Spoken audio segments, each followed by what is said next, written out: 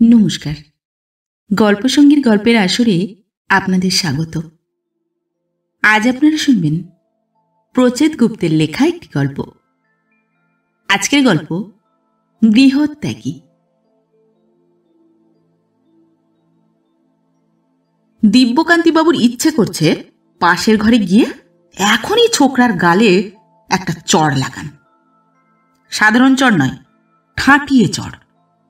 ঠাঁটিয়ে চড়ের অনেক রকম গুণ আছে। সব থেকে বড় গুণ হলো ঠিক মতো মারতে পারলে ব্রেনে সরাসরি অ্যাকশন হয়।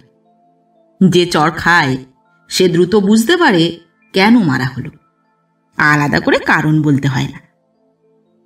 দিব্যকান্তিবাবুর বিশ্বাস এই ছোকরার বেলাতেও একই ঘটনা ঘটবে। চড় মারা মাত্র সে চড়ের কারণ বুঝতে পারবে। কিন্তু এই ছোকরাকে চড় মারা যাবে না, কারণ ছোকরা এ বাড়ির জামাই। শুধু জামাই নয়, একমাত্র জামাই। কয়েক বছর আগে ঢাক ঢোল পিটিয়ে এ বাড়ির মেয়ে তপস্যার, ডাকনাম তপু, সঙ্গে তার বিয়ে হয়েছে। ঢাক ঢোল শুধু কথার কথা নয়, বৈদ্যবাটি থেকে সত্যি সত্যি ঢাকিয়ে আনিয়েছিলেন দিব্যকান্তি। বিষয়টি নিয়ে মেয়ের মায়ের সঙ্গে তার টেনশনও হয়। মেয়ের বিয়ে বলে মাথা খারাপ হয়ে গেল নাকি তোমার? মনে হচ্ছে সেটাই হয়েছে। চিন্তা করো না, অনেক সময় এরকম হয়। একমাত্র মেয়ের বিয়ে হলে মেয়ের বাবার মাথা গরম হয়ে যায়। এই সময়টায় বেশি করে ঠান্ডা খাওয়া দরকার। আজ থেকেই শুরু করে দাও। দাঁড়াও, নমিতার মাকে বেলের শরবত দিতে বলছি। দিব্যকান্তিবাবু স্ত্রীর দিকে তাকিয়ে মিটি মিটি হাসতে থাকেন। বলেন, আমার মাথা খারাপ হয়েছে এমন খবর তোমায় কে দিল জয়া? কে আবার দেবে? আমি নিজেই বুঝতে পারছি। পাগল না হলে কেউ বিয়ে বাড়িতে ঢাক বাজানোর কথা ভাবে? তুমিই বলো না, ভাবে কেউ? দিব্যকান্তিবাবু বললেন, কেন ভাবে না কেন? অসুবিধে তো কিছু নেই। শাস্ত্রে বারণ আছে নাকি? জয়াদেবী রাগী গলায় বললেন, বাজে কথা বলো না। বিয়ে বাড়িতে মাইক বাজে, সানাই বাজে, রাতের দিকে বাসরে ছেলে মেয়েরা গান বাজনাও করে, তা বলে ঢাক? তপু যদি শোনে কি কাণ্ড করবে ভেবেছ একবার? বিয়ে ফেলে বাড়ি ছেড়ে পালাবে। আজকালকার দিনে ছেলে মেয়েদের চেনো না তো? মেয়েকে ডেকে কথাটা একবার বলে দেখো না। ডাকতে হলো না, তপু নিজেই ঘরে ঢুকলো। ঢাকের কথা শুনে হাততালি দিয়ে লাফিয়ে উঠল ছেলে মানুষের মতো। দারুণ হবে বাবা, ফ্যান্টাস্টিক, ইউনিক আইডিয়া। আমি তো ঠিক করেছিলাম বিয়েতে কিছুতেই সানাই বাজাতে দেব না। সানাই শুনলেই আমার কান্না পায়। বুনির দিদির বিয়েতে কি বিচ্ছিরি কাণ্ডটাই হলো। খেতে বসে খানিকটা ফ্যাচ ফ্যাচ করে কাঁদলাম। মেকআপ টেকআপ ফেবড়ে একাকার কাণ্ড। বিয়ের মতো আনন্দের একটা দিনে কান্নাকাটির কোনো মানে আছে? দিব্যকান্তি জয়াদেবীর দিকে তাকিয়ে মুচকি হাসলেন, বিজয়ীর হাসি। তারপর এগিয়ে এসে মেয়ের কাঁধে একটা হাত রাখলেন। স্নেহের গলায় বললেন, না, কাঁদবি না, হাসবি। হাসতে হাসতে বিয়ে করবি। 3 জন ঢাকি আসছে রে মা, 3টে শিফটে বাজাবে, সকাল বিকেল সন্ধে। এদের মধ্যে একজনের নাম মহেশ্বর। শুনেছি মহেশ্বর একজন ওস্তাদ বাজিয়ে। সে নাকি এক কাঠিতে বাজায়, ঝড়ের মতো হাত চলে। কাঠি দেখা যায় না, শুধু বাজনা শোনা যায়। ভেবেছি বর আসার সময় মহেশ্বরকেই বাজাতে বলবো। তোর শ্বশুর বাড়ির লোকেদের তাক লেগে যাবে। বিয়ের মুখে মুখে বর এবং শ্বশুর বাড়ি শুনলে যে কোনো মেয়েই লজ্জা পায়। তবুও পেল। তার ফর্সা গাল দুটো লাল হয়ে গেল। গাল লাল হলো জয়াদেবীরও, তবে লজ্জায় নয়, রাগে। তিনি বললেন, 3 জন মিলে বাড়িতে ঢাক পেটাবে? আমি নেই, আমি এই বিয়েতে নেই। তোমরা বাপ মেয়েতে যা খুশি করো, ঢাক বাজাও, ধুনিচি নৃত্য করো, যা খুশি। কালই আমি সুটকেস গুছিয়ে দাদার ওখানে চলে যাব। বাবা মা নেই বলে তোমরা ভেবো না বাপের বাড়িতে আমার কোনো যাওয়ার জায়গা নেই। তুমি আজই অফিসে গিয়ে পার্টনার টিকিট কেটে দিতে বলবে। মেয়ের বিয়ের আগে বাড়ির গিন্নিকে রাগানো একটা ঝুঁকির কাজ। এত বড় ঝুঁকি নেওয়া যায় না। দিব্যকান্তিবাবুও সেই ঝুঁকি নিতে পারলেন না। তিনি ঢাকির সংখ্যা 3 থেকে কমিয়ে 1-এ নিয়ে এলেন। সেই লোককেও বাড়াবাড়ি কিছু করতে দেওয়া হয়নি। সে প্যান্ডেলের মুখে দাঁড়িয়ে হালকা কাঠি মেরেছে মাত্র। বলাই ছিল আওয়াজ যেন দোতলা পর্যন্ত না যায়। সেখানে জয়াদেবী ছিলেন। তিনি ঢাকের প্রতিবাদে একতলায় নামেননি, দোতলাতেই অতিথিদের আসুন বসুন করেছেন। তবে আসতে হলেও ঢাক তো বেজেছে। সেই ঢাক বাজানো জামাইকে চড় মারা যায়? যতই হাত নিষ্পিস করুক, মারা যায় না। দিব্যকান্তি নিজেকে শান্ত করবার চেষ্টা করলেন, আর চোখে তাকালেন পাশের ঘরে। ঘরে আলো জ্বলছে। ভেতর থেকে নানা রকম আওয়াজ ভেসে আসছে, মানুষের কথা, গাড়ির শব্দ, এমনকি গান বাজনাও। দিব্যকান্তির ভুরু কুঁচকে গেল। টিভি চলছে। পর্দার ফাঁক দিয়ে ইডিয়েটটাকেও দেখা যাচ্ছে। সাদা পাজামা পাঞ্জাবি পরে বসে আছে চেয়ারে। পাঞ্জাবির রং হালকা গেরুয়া, কাপড় নরম। তবে পাজামা পাঞ্জাবির একটাও তার নিজের নয়। কি করে হবে? সে তো এসেছে এক বস্ত্রে। দুটোই দিব্যকান্তিবাবুর। জয়া আলমারি থেকে বের করে দিয়েছে। পাজামা মাপে মোটামুটি হলেও পাঞ্জাবিটা একটু ঢলঢল করছে। আরে, গাধাটা হাসছে না? হ্যাঁ, হাসছে। হাসির সঙ্গে পাও নাড়াচ্ছে। দিব্যকান্তিবাবুর এবার মনে হলো, শ্বশুর মশাইয়ের পাজামা পাঞ্জাবি পরে পা দুলিয়ে দুলিয়ে যে গাধা হাসতে পারে, তাকে একটা না, একসঙ্গে দুটো চড় মারা উচিত। তিনি মুখ ঘুরিয়ে নিলেন। জয়াদেবী ঘরে ঢুকলেন। হাতে বই। বইয়ের মলাটে একটা ফুলকপি আর দুটো বড় গাজরের ছবি। ওপরে লেখা মাছ মাংস বিরিয়ানি। রান্নার বইগুলোতে অনেক সময়ই এই সমস্যা হয়। বিষয়ের সঙ্গে মলাটের কোনো মিল থাকে না। বিষয় একরকম তো ছবি অন্যরকম। জয়াদেবীর কাছে নিঃশব্দে নিরামিষ নামে একটা বই আছে। তার মলাটে ভাবুক ধরনের একটা বড় গলদা চিংড়ি বসে আছে সুঁড় বাগিয়ে। জয়াদেবী স্বামীর উল্টো দিকে সোফায় বসে পড়লেন। মুখের সামনে রান্নার বই তুলে বললেন, আজ রাতে চিকেন কোপ্তা করলে কেমন হয় বলো তো? এমনি কোপ্তা নয়, জিঞ্জার কোপ্তা, সঙ্গে গরম খিচুড়ি, ভুনি খিচুড়ি। জিঞ্জার কোপ্তা দেখছি করা খুবই সহজ। প্রথমে চিকেনটাকে বলের মতো করে কাটতে হবে, তারপর আদার রসে ডুবিয়ে রাখতে হবে আধ ঘন্টা। তারপর দিব্যকান্তিবাবু মুখ নামিয়ে নিলেন। এই আর এক বিপদ। বাড়িতে জামাই এলে জয়াদেবী রান্নাঘরে যাবেন। রান্নার লোককে সরিয়ে নিজের হাতে রান্না করবেন। বেশি নয়, একটা দুটো শৌখিন প্রিপারেশন। নিজের রান্না জামাইকে খাওয়াতে না পারলে তার নাকি মন ভরে না। বিপদ হলো, জয়াদেবী রান্নার হাতে সমস্যা আছে, বিচ্ছিরি সমস্যা। নুন ঝালের মেজারমেন্টে গোলমাল হয়ে যায়। এমনকি সময় সম্পর্কেও তার ধারণা দুর্বল। তেলকই এবং মাটন কোরমা যে আলাদা আলাদা সময় ধরে আগুন চায়, এই হিসেব আজও রপ্ত হয়নি। ফলে মাঝে মধ্যেই রান্না হয় সামান্য কাঁচা থাকে, নয় পুড়ে যায়। জয়াদেবী অবশ্য এতে বিচলিত নন। বাড়িতে জামাই এলে তিনি বই খুলে বসে পড়েন। বিপদের কথা হলো, সেই জিনিস শুধু একা জামাই নয়, দিব্যকান্তিবাবুকেও খেতে হয়। গত 3 দিন ধরেই হচ্ছে। কি গো, বললে না প্রিপারেশনটা কেমন হবে? খানিকটা গদগদ ভঙ্গিতেই জয়াদেবী স্বামীর কাছে জানতে চান। দিব্যকান্তিবাবু মুখ তোলেন। তার মুখ থমথম করছে। কঠিন চোখে তাকান স্ত্রীর দিকে। বলেন, ওই গাধাটা আর কতদিন এখানে থাকবে বলে তোমার মনে হচ্ছে? গাধা? গাধাকে? কার কথা বলছো তুমি? পলাশ? জয়াদেবী অবাক গলায় জানতে চান। তাছাড়া বাড়িতে এই মুহূর্তে আর কটা গাধা আছে বলে তোমার মনে হচ্ছে জয়া? ওটা 3 দিন ধরে শ্বশুর বাড়িতে বসে কি করছে? জয়াদেবী ফিসফিস করে ওঠেন, এই আসতে বলো, কি হচ্ছেটা কি? পলাশ শুনতে পাবে না? পর্দার ওপাশ থেকে হাসির আওয়াজ ভেসে এলো। দিব্যকান্তিবাবু একবার মুখ ঘুরিয়ে সেদিকে তাকালেন, তারপর দাঁত কিড়মির ধরনের আওয়াজ করে বললেন, ওই ছেলে হাসছে কেন? হাসি মস্করার মতো কোনো ঘটনা ঘটেছে কি? শ্বশুর বাড়িতে বসে খাওয়া দাওয়া ঘুমের মধ্যে হাসির কিছু আছে বলে তো মনে হচ্ছে না। জয়াদেবী মুখের সামনে থেকে বই সরালেন, একগাল হাসলেন।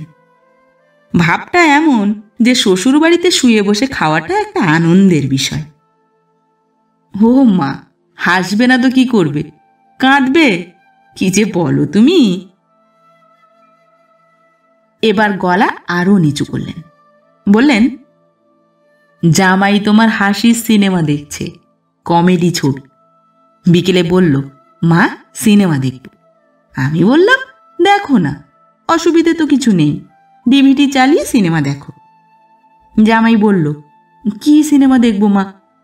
আমি বললাম, হাসির কোনো ছবি দেখো। আমি বরং তোমাকে কটা লুচি ভেজে দিই, গরম লুচি খেতে খেতে হাসির ছবি ভালো লাগবে। লুচি কি দিয়ে খাবে? আলু ভাজা না আলুর দম? জামাই বলল, না মা, আলু খাবো না, আলুতে ফ্যাট হবে। মা আপনি কটা পটল ভেজে দিন, বেশি করে তেল দিয়ে ডুমো ডুমো করে ভাজবেন। আমি বললাম মহা ফাঁপুরে, বাড়িতে পটল নেই। নমিতার মাকে বললাম, ছি ছি, কি কাণ্ড, জামাই মানুষ মুখ ফুটে পটল খেতে চেয়েছে, তুই আগে বাজারে যা। ঠিক করেছি আর কিছু না রাখি, ঘরে সবসময় পটল রাখবো। আর সহ্য করা যাচ্ছে না। তীক্ষ্ণ স্বরে স্ত্রীকে ধমকে উঠলেন দিব্যকান্তি। স্টপ স্টপ, চুপ করো, চুপ করো বলছি। জয়াদেবী ঝুঁকে পড়ে বললেন, ইস, পলাশ নিশ্চয়ই শুনতে পেল, বলছি না আসতে বলো। দিব্যকান্তি গলার ভলিউম এক রেখে একই সঙ্গে নাক এবং মুখ দিয়ে ফোঁস জাতীয় একটা শব্দ করতে গেলেন, রাগের শব্দ। শব্দ বের হলো না, এতে রাগ আরো বেড়ে গেল। শুনতে পেলে কি হবে? কিছুই হবে না। চলে যাবে ভেবেছ? যাবে না। অপমানিত হওয়ার জন্য আলাদা মেটেরিয়াল লাগে। তোমার ওই জামাই সেই মেটেরিয়াল নয় জয়া। গোড়া থেকেই আমার সন্দেহ ছিল, এখন আমি নিশ্চিত, 100% শিওর। বুঝতে পারছি এটি একটি নির্লজ্জ জিনিস, দুটো কানই কাটা। ভাবছি একবার ডেকে কানগুলো দেখতে চাইব, কেমন হবে বলো তো? উফ, চুপ করবে, চুপ করবে তুমি। নিজের জামাই সম্পর্কে কি এসব ছাইভস্য বলছো? তবু যদি শোনে? জয়াদেবী ভয়ে ভয়ে বললেন, চুপ করব কেন? চুপ করব কেন? একটা ধেড়ে ছেলে নিজের কাজকর্ম ফেলে, বাড়িঘর ফেলে, বউ ফেলে, বাবা মাকে ফেলে শ্বশুর বাড়িতে বসে পা দোলাচ্ছে আর লুচি পটল ভাজা খেতে খেতে হাসির সিনেমা দেখছে। আর আমি চুপ করব? তাও যদি একটা প্রপার কারণ থাকতো। ইস, শুনতে পাচ্ছে নাকি? জয়াদেবী মুখ ঘুরিয়ে তাকালেন। এখন আর পলাশের মুখ দেখা যাচ্ছে না, মনে হয় চেয়ারে হেলান দিয়েছে। পর্দার আড়াল থেকে এখন শুধু তার পা দুটো দেখা যাচ্ছে, দুটো পা সামনে ছড়ানো, নিশ্চিন্ত এবং আরাম করে বসলে যেমন হয়। পায়ে হাওয়াই চটি, চটি দুটো পায়ের তুলনায় বেশ ছোট, তবে জিনিস খুবই ভালো। সাধারণ হাওয়াই নয়, স্ট্র্যাপে পাতার কাজ করা। হঠাৎ দেখলে মনে হবে পাতার চটি। অবশ্য চটি জামাইয়ের নয়, চটি তার বউ তপুর। তপু বাপের বাড়িতে এলে পরে, এখন পলাশ পড়ছে। কি করবে বেচারি? সে তো আর সঙ্গে করে ঘরে পড়ার চটি নিয়ে আসেনি। রাগ করে গৃহত্যাগের সময় কেউ সঙ্গে হাওয়াই চটি নিয়ে বের হয় না। জয়াদেবী বিরক্ত ভঙ্গিতে স্বামীকে বললেন, তুমি জানো না ছেলেটা কেন এখানে আছে? নাকি জেনেও না জানার ভান করছো? দিব্যকান্তি দাঁতের দাঁত চেপে হিসিয়ে উঠলেন, জানি, অবশ্যই জানি, আর জানি বলেই মাথায় আগুন জ্বলছে। ফাজলামো হচ্ছে, ন্যাকামি। তোমার জামাই কি ছেলে মানুষ? কচি খোকা সে? জয়াদেবী কোলের উপর রাখা রান্নার বইয়ের পাতা উল্টোতে উল্টোতে বললেন, আহা, রাগ করছো কেন? দুদিনের মধ্যে সব ঠিক হয়ে যাবে। স্বামী স্ত্রীর ঝগড়া দুধে আমে মিশে যেতে কতক্ষণ? 3 দিন তো হয়েই গেল। 2 দিন মানে কি আর 2 দিন? তোমার আবার সবটাতে বেশি বেশি। তবে তুমি যাই বলো, আমি ওকে সাপোর্ট করেছি। বলেছি, ঠিক করেছো বাবা, বেশ করেছো। স্ত্রীকে মাঝে মধ্যে শিক্ষা দিতে হয়। এমনিতেই তারা মাথায় উঠে বসে থাকে। মাঝে মধ্যে শিক্ষা না পেলে তখন আর শুধু বসে থাকবে না, উঠে দাঁড়িয়ে নাচতেও শুরু করে। তুমি তপুকে শিক্ষা দিয়ে ভালো কাজ করেছ। দিব্যকান্তি নাক মুখ কুঁচকে বললেন, আমি জানি তুমি ওই গাধাটাকে সাপোর্ট করছো। ছি ছি, লোককে বলা যাচ্ছে না জামাই এসেছে। ওটাকে ঘরের বাইরে বেরোতে বারণ করে দেবে। কেন বারণ করব কেন? পলাশ চোর ডাকাত নাকি? জয়াদেবী মুখ তুলে বললেন। দিব্যকান্তিবাবু লম্বা শ্বাস নিয়ে বললেন, এখন মনে হচ্ছে চোর ডাকাত হলে ভালো হতো। তারা আর যাই করুক, বউয়ের সঙ্গে ঝগড়া করে শ্বশুর বাড়িতে এসে শেল্টার নেয় না। প্রয়োজন হলে হাজতে যায়। বিয়ের পর পুরুষ মানুষের নানা রকম অধপতনের কথা আমার জানা আছে, কিন্তু এমন অধপতনের কথা শুনিনি কখনো। জয়াদেবী হাতের বই মুড়ে সামনের টেবিলে রাখলেন। ও মা, তা কি করবে? বউয়ের সঙ্গে ঝগড়া হলে বেচারি যাবে কোথায় বলো? আমরা মেয়েরা না হয় বাক্স টাক্স গুছিয়ে বাবার কাছে দাদার কাছে 2 দিন কাটিয়ে আসি। ওরা কি করবে? রাগ করে রাস্তায় রাস্তায় কতক্ষণ ঘুরবে? ঝগড়া করে তো আর হোটেলে গিয়ে ওঠা যায় না। পলাশ ঠিকই করেছে, আমাদের এখানে এসে উঠেছে।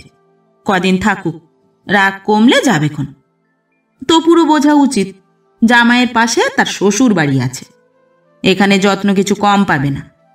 শুধু ঝগড়া নয়, আমি শুনেছি তোমার মেয়ে নাকি পলাশ বেচারিকে বাড়ি থেকে বিদায় করেছে। ঝগড়ার ব্যাপারটা দিব্যকান্তি জানেন। আজ বিকেলে অফিস থেকে মেয়েকে মোবাইলে ধরেছিলেন তিনি। তপু, ভালো আছিস? তপস্যার গলায় উচ্ছ্বাস। খুবই ভালো আছি বাবা। শাশুড়ি মোমো বানিয়েছেন, এখন বসে বসে স্যুপ দিয়ে সেই মোমো খাচ্ছি। অলরেডি গাদাখানে খেয়ে ফেলেছি, আরও খাবো। মনে হচ্ছে আজ শাশুড়ি আর আমি দুজনে মিলে মোমো খাওয়ার রেকর্ড করব। তুমি কেমন আছো বাবা? হাঁটুর ব্যথা কমেছে? বর ঝগড়া করে বাড়ি ছেড়ে বেরিয়ে এসেছে, আর মেয়ে শাশুড়ির সঙ্গে বসে মোমো খাওয়ার রেকর্ড করছে। শুনলে কোনো বাবার পক্ষেই ভালো থাকা সহজ নয়। দিব্যকান্তিবাবু বিরক্ত গলায় বললেন, না, হাঁটুর ব্যথা কমেনি। সে কি? সেদিন মাকে যে আমার শ্বশুরমশাই বলে দিলেন দাদাকে ঠান্ডা গরম ট্রিটমেন্ট দেবেন। ফার্স্ট 7 দিন প্রথমে ঠান্ডা, পরে গরম, নেক্সট 7 দিন আগে গরম পরে ঠান্ডা বলেননি? মা নিশ্চয়ই শোনেনি। এই হয়েছে মুশকিল। মা এ বাড়ির কোনো ভালো পরামর্শ শুনতে চায় না। Very bad. আমার শ্বশুরমশাইয়ের কি এসে যায় বলো তো বাবা? কিছু এসে যায় না। তিনি তো তোমাদের ভালোর জন্যই বলেছিলেন। তপস্যার গলায় একই সঙ্গে শ্বশুরমশাইয়ের প্রতি গদগদ ভাব এবং মায়ের উপর বিরক্তি ঝরে পড়ে। দিব্যকান্তিবাবু চুপ করে রইলেন। স্বামীর সঙ্গে ঝগড়া তো বটেই, মায়ের সঙ্গেও গোলমাল। সেটাই স্বাভাবিক। পলাশকে জয়া শেল্টার দিয়েছে, গোলমাল তো হবেই। তবু পলাশের ঘটনা কি? কি হয়েছে তোদের? ও এখানে এসে আছে। এসব কি ছেলে মানুষই তপু? ও বাড়ির লোকজন কি মনে করছেন? কোনো পুরুষ মানুষ এই কাজ করে না? করেছে কোনোদিন? স্ত্রীর সঙ্গে ঝগড়া করে শ্বশুর বাড়ি। ইউ শুড টক উইথ পলাশ। ও পাশে তপস্যাও চুপ করে রইল মিনিট খানেক। মনে হয় চামচ দিয়ে স্যুপ তুলে মুখে দিল। সুরুৎ ধরনের একটা শব্দও পাওয়া গেল। তারপর গম্ভীর গলায় বলল, বাবা প্লিজ প্লিজ বাবা, আর যার কথা বলো। তোমার জামাইয়ের সম্পর্কে কোনো কথা আমাকে বলবে না। আমি নিজেই ওকে বলেছি, যদি আমাকে তোমার না পোষায় কটা দিন অন্য কোথাও গিয়ে থাকো। ওর কোনো কথা আমি শুনতে চাই না। যাক, আমি এখন ফোন ছাড়লাম বাবা, একটু পরেই ননদের সঙ্গে শপিংয়ে যাব। ওরা গাড়ি নিয়ে আসবে। নন্দাই বলেছে একেবারে রাতে খাইয়ে তবে ছাড়বে। এরপর আর কিছু বলা চলে না। শ্বশুরবাড়ি নিয়ে মেয়ের হ্যাংলামও এই পর্যায়ে গেছে দিব্যকান্তিবাবু জানতেন না। তিনি হতাশভাবে ফোন রেখে দেন। পলাশ পর্দার আড়াল থেকে মুখ বের করল। জয়াদেবী ব্যস্ত হয়ে উঠে দাঁড়ান, বলেন, কি হলো বাবা, খিদে পেয়েছে? পলাশ এক পা এগিয়ে এলো, তবে পুরোটা এলো না। তার শরীরের আর্ধেকটা রইল পর্দার আড়ালে। সেই অবস্থাতেই বলল, না খিদে পায়নি। এক কাপ চা হবে মা? লিকার চা, দেখবেন লিকার যেন হালকা হয়। জয়াদেবী জামাইয়ের চায়ের ব্যবস্থা করতে রান্নাঘরের দিকে ছুটলেন। দিব্যকান্তিবাবু ভেবেছিলেন মুখ ফিরিয়ে নেবেন। যে জামাই প্রতি কথায় শাশুড়িকে মা মা করছে, সেই জামাইয়ের দিকে তাকিয়ে থাকা কঠিন একটা ব্যাপার। শরীরের মধ্যে জ্বালা জ্বালা করতে থাকে। মনে হয় খুব শিগগিরই ফোসকা বের হবে। সেই ফোসকার সাইজ হবে বড় বড়। তবে ভাবলেও মুখ ফেরালেন না দিব্যকান্তিবাবু, কারণ জামাইয়ের দিক থেকে অত সহজে মুখ ফেরানো যায় না। একটিমাত্র জামাই হলে তো কথাই নেই। পলাশ বলল, বাবা ভালো আছেন? অফিস থেকে কখন ফিরলেন বাবা? তবু তো প্রায়ই বলে, এই বয়সে বাবা যা খাটেন তোমরা পারবে না। আমি তখন বিশ্বাস করিনি, এখন করছি। আপনি সত্যি একজন পরিশ্রমী মানুষ। না, এই ছেলের অবস্থা খুবই খারাপ। শুধু মা নয়, বাবাও শুরু করেছে। এখন কি করা উচিত? ধমক দেওয়া? কিরকম ধমক? ঘর কাঁপিয়ে জোরে, নাকি দাঁত চিপে নিচু স্বরে? অনেক সময় জোরের থেকে নিচু গলার ধমক কাজ বেশি দেয়। তাদের স্কুলে হেডমাস্টার মশাই নিচু গলায় ধমক দিত। অন্য কেউ শুনতে পেত না। যে শুনতে পেত তার প্যান্টে ইয়ে হয়ে যেত। তখন সবাই বুঝতে পারত এই ছেলে হেডমাস্টারের ধমক খেয়েছে। দিব্যকান্তিবাবু ধমক দিলেন না, দিতে পারলেন না। জামাইকে যেমন চড় মারা যায় না, তেমন ধমকও দেওয়া যায় না। অনেক কষ্ট করে তিনি ঠোঁটে হাসি আনলেন, বললেন, তুমি ভালো আছো পলাশ? আমাদের এখানে কোনো অসুবিধা হচ্ছে না তো? পলাশ হাসল, লাজুক ধরনের জামাই হাসি। বলল, হচ্ছে বাবা, অসুবিধে হচ্ছে, বেশ অসুবিধে হচ্ছে। ভেবেছিলাম কথাটা বলবো না, কিন্তু এখন মনে হচ্ছে বলাটা জরুরি। দিব্যকান্তিবাবু ভুরু কুঁচকে বললেন, অসুবিধে? অসুবিধে কিসের? ঘটনা কি হয়েছে জানেন বাবা? দুদিন ধরেই দেখছি কাক ভরে ঘুমটা যাচ্ছে ভেঙে। আমি ভাবলাম ব্যাপারটা কি। ভোরে তো কখনো আমার ঘুম ভাঙে না। আমি হলাম লেট রাইজার, ছোটখাটো নয়, বড় লেট রাইজার। 10টায় বেডটি নিই। তাহলে ঘটনাটা কি? তখনই দেখলাম পূব দিকের জানালায় পর্দাটা ছোট। ভোর হতে না হতে সেই পর্দার ফাঁক দিয়ে ঘরে আলো ঢুকছে, কড়া রোদ। ব্যাস, তাতেই ঘুম ভেঙে যাচ্ছে। আমি আবার ঘর অন্ধকার না থাকলে ঘুমোতে পারি না। গাঢ় অন্ধকার, পিচ ডার্ক। অথচ এখানে রোদ এসে একেবারে ডাইরেক্ট মুখে পড়ছে। একটু থেমে পলাশ সেই লাজুক হাসি হাসল। বলতে শুরু করলো আবার, প্রথম দিন পর্দা টেনে টুনে রোদ আটকানোর চেষ্টা করলাম, হলো না। দ্বিতীয় দিন খাট সরাতে চেষ্টা করলাম, খাট সরল, কিন্তু রোদ সরল না। এই কারণেই অসুবিধে। দিব্যকান্তিবাবু খুশি হলেন। একটু খুশি নয়, শ্বশুর বাড়িতে বেলা করে ঘুমানোর শাস্তি হাড়ে হাড়ে টের পাক গাধাটা। আহা, সারা রাত যদি এই ছেলের ঘরে রোদ ঢুকানো যেত তাহলে বেশ হতো। তিনি খুশি ভাব লুকিয়ে গলায় উদ্বেগ এনে বললেন, ছি ছি, কি কাণ্ড বলো দেখি পলাশ। ইস, আমি যদি আগে জানতাম। ঠিক আছে, আজই দেখছি, তুমি মোটেও চিন্তা করো না। সামান্য পর্দার কারণে তুমি ঘুমোতে পারছো না, এটা হতে পারে না। আমি নিজে বিষয়টা দেখছি পলাশ। জামাই লাজুক হাসি দিয়ে ঘরে ঢুকে যেতে খুশি ভাব সরে মাথায় আগুন জ্বলে উঠল দিব্যকান্তির। কত বড় আবদার! শ্বশুর মশাইকে বলছে পর্দা টাঙান। কে জানে এ ছেলে যেভাবে এগোচ্ছে তাতে আর কটা দিন থাকলে হয়তো বলবে, বাবা আপনিই বরং সকালের দিকটা পর্দা সেজে জানালার সামনে দাঁড়িয়ে থাকুন, রোদ সরে গেলে চলে যাবেন। ইচ্ছে করছে গাধাটার ঘাড় ধরে পূব দিকের ওই জানালাটা দিয়ে ছুঁড়ে ফেলে দিতে। 7 তলার ফ্ল্যাট থেকে 1 তলায় পড়লে গাধাদের কি হয়? হাড়গোড় ভাঙে? ভাঙলে কটা ভাঙে? একে আর কতদিন সহ্য করতে হবে? বেশি দিন নয়। ঘটনা ঘটল পরদিনই। পলাশ বিছানা ছাড়ল বেলা করে। ততক্ষণে দিব্যকান্তিবাবু অফিসে রওনা দিয়েছেন। হালকা লিকার চা, কড়কড়ে 2টো টোস্টের সঙ্গে আস্ত একটা মর্তমান কলা, খান 4-5 পাকা পেঁপের টুকরো দিয়ে ব্রেকফাস্ট সারল পলাশ। কাল রাতেই শাশুড়িকে সে জানিয়ে রেখেছিল ব্রেকফাস্টে ফলের কোয়ান্টিটি একটু বেশি রাখলে ভালো। খাবার খেয়ে বাথরুমে ঢুকে কুসুম কুসুম গরম জল দিয়ে ভালো করে স্নান সারতে সময় নিল প্রায় ঘণ্টাখানেক। সাবান মাখলো, শ্যাম্পু করলো, শেষে চুল টুল আঁচড়ে জামা জুতো পরে হাসি হাসি মুখে জয়াদেবীকে বলল, মা আজ তাহলে আসি। বাবার পাঞ্জাবিটা একটু বড় হলেও কি হবে, পরে কিন্তু খুব আরাম, কাপড়টা ভালো। জয়াদেবী আপ্লুত ধরনের গলায় বললেন, ঠিক আছে বাবা, ঠিক আছে, তোমার জন্যে একটা পাঞ্জাবি কিনে তপুর হাত দিয়ে পাঠিয়ে দেবক্ষণ। পলাশ হাসল, ঘাড় কাত করে অনুমতি নেওয়ার ঢঙে বলল, তাহলে আসি মা। দিব্যকান্তিবাবু সুখবরটা পেলেন অফিসে বসেই। খুশি হলেন, এতটাই খুশি হলেন যে সন্ধে 7টার জরুরি মিটিং বাতিল করে দ্রুত ফিরে এলেন বাড়িতে। ড্রাইভারকে বললেন, ভজন তুমি পাশে বসো, আজ আমি গাড়ি চালাবো।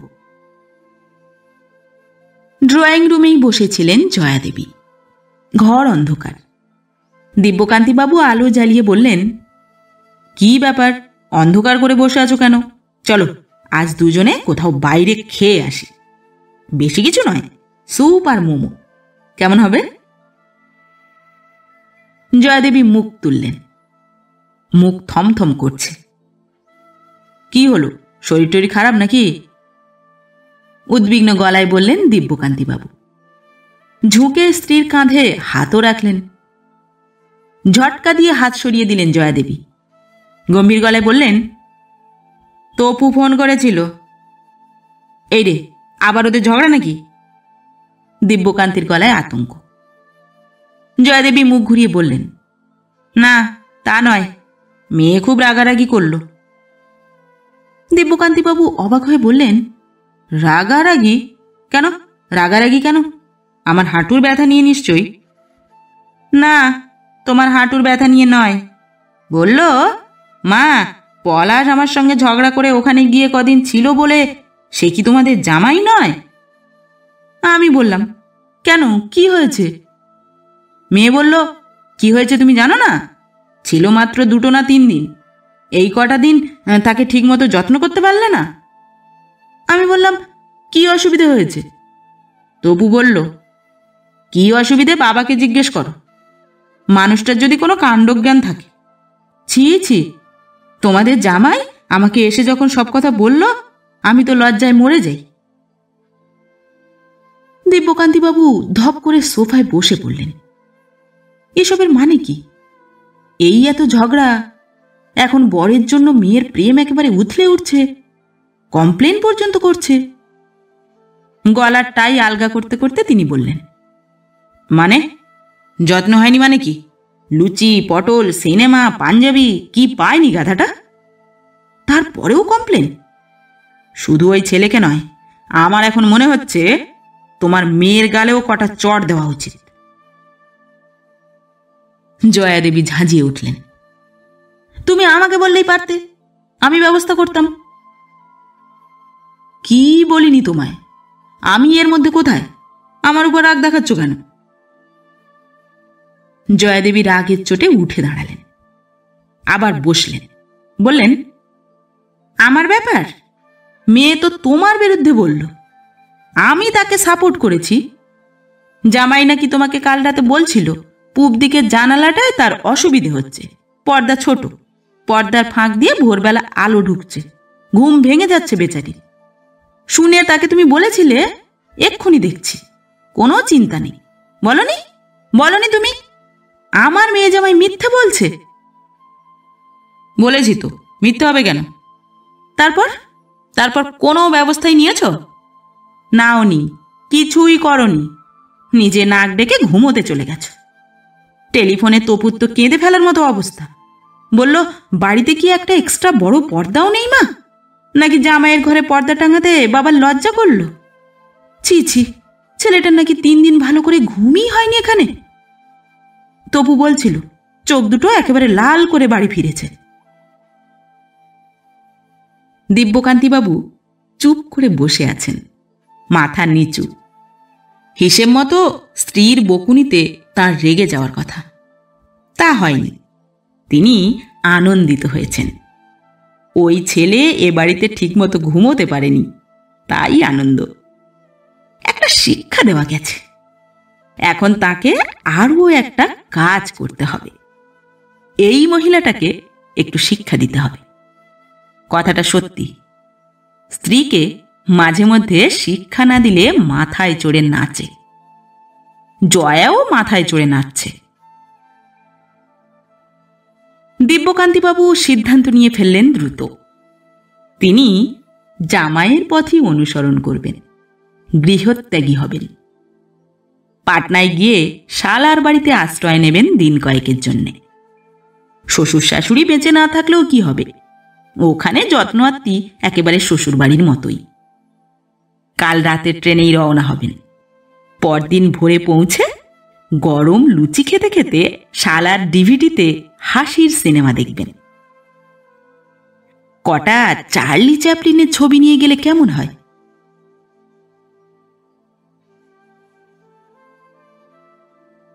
নমস্কার, পরবর্তী গল্প নিয়ে খুব শিগগির ফিরে আসছি। ততক্ষণ সবাই ভালো থাকবেন, সুস্থ থাকবেন। গল্প পাঠ কেমন লাগছে অবশ্যই কমেন্ট করে জানাবেন, এবং ভিন্ন ভিন্ন স্বাদের অডিও স্টোরি শোনার জন্য অবশ্যই চ্যানেলটি সাবস্ক্রাইব করবেন। ধন্যবাদ।